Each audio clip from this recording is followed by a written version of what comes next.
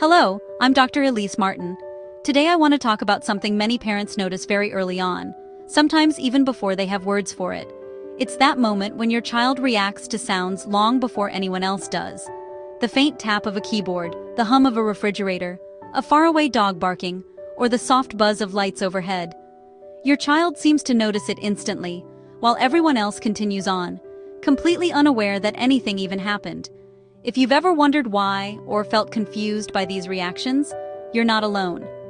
Acute hearing is incredibly common in autism, and the good news is that there is a clear, biological explanation. It has nothing to do with weakness, stubbornness, or misbehavior, and everything to do with how the nervous system tries to keep your child safe. Let's explore that together. Many parents describe their child's hearing as almost superhuman. It might feel as if your child is listening to the world through a giant megaphone, where every sound is louder, sharper, and closer than it should be. You might see them cover their ears suddenly, cry out, freeze in place, or run to another room. And from the outside, it can look like these reactions come out of nowhere. But from your child's perspective, the sound isn't small. It's immediate, it's intense, and sometimes it's overwhelming. The world simply arrives louder for them than it does for the rest of us. To understand why this happens, we need to talk gently about how your child's brain feels the world. Every nervous system, yours, mine, your child's, depends on internal signals to stay regulated. These signals help the brain understand what's happening, what's safe, and what to expect next. But for many autistic individuals, these internal signals can feel fuzzy or inconsistent. It's like trying to tune a radio that doesn't quite lock onto a station. The message is there, but it's not coming through clearly. When the brain senses that its internal signals aren't strong enough to rely on, it doesn't shut down. Instead, it does something incredibly adaptive. It looks outward.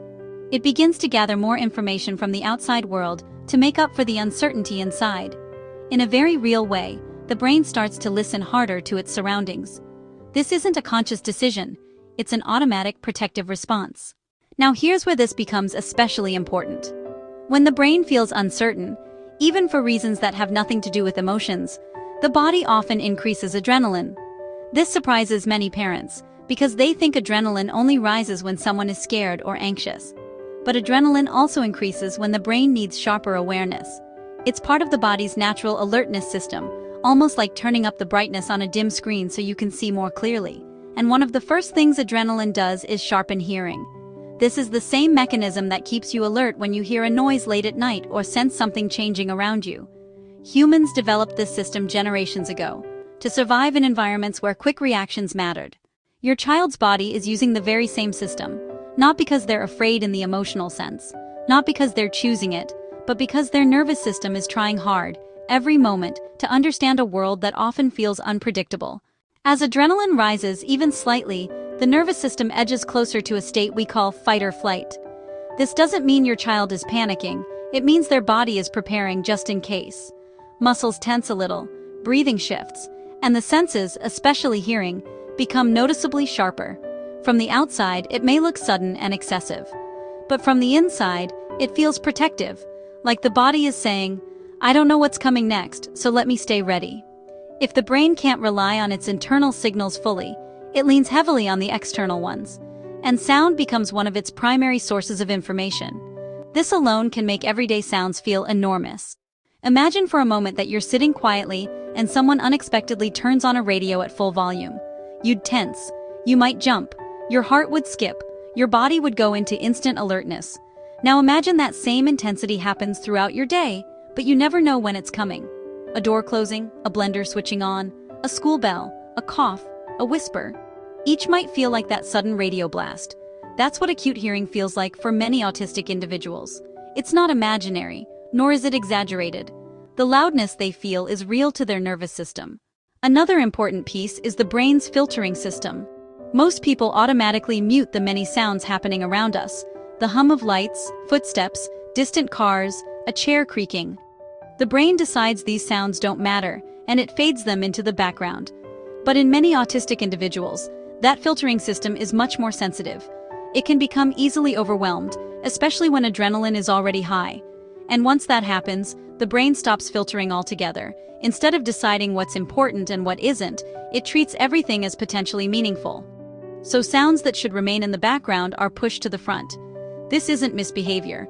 It's the brain doing the best it can with the information it has. This is the moment where everything shifts for many parents. Your child is not being dramatic. They're not trying to get attention. They're not overreacting. They're responding to the world exactly the way their biology tells them to.